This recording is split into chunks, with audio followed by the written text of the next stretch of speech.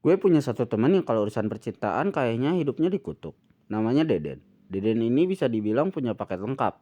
Badannya tinggi, gede, dan berotot. Kalau jalan di sekolah orangnya tuh kayak orang yang siap ngajak ribut. Padahal aslinya dia baik banget, sopan, suka nolongin orang, dan gak pernah tega kalau lihat orang lagi kesusahan. Tapi ada satu masalah besar dalam hidup Deden.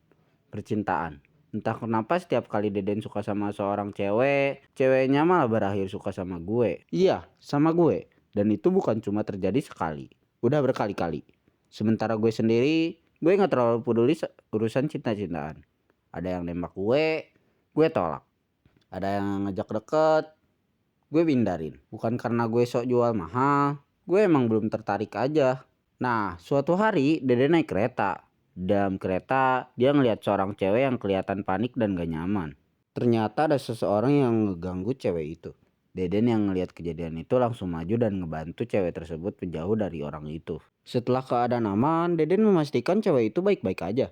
Nama cewek itu Jessa, dan sejak kejadian itu Jessa mulai sering muncul di sekitar Deden. Awalnya Deden senang. Dia pikir, wah jangan-jangan gue punya kesempatan. Tapi bukannya makin pede, Deden malah mulai curiga. Karena menurut dia, Jessa sebenarnya bukan suka sama dirinya. Dia malah mikir, jangan-jangan Jessa cuma mau deket sama gue karena kepengen kenalan sama sahabat gue. Dan siapa sahabatnya? Ya, gue. Parahnya lagi setiap kali Jessa datang, Deden malah selalu nyuruh gue ngobrol sama dia. Bahkan pernah dia bilang, kayaknya dia suka sama lu deh. Gue cuma bisa mikir, lah bukannya dia deketin lo.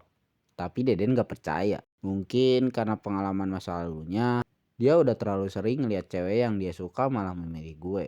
Jadi kali ini dia langsung berasumsi hal yang sama. Akhirnya gue mutusin buat bantuin Deden.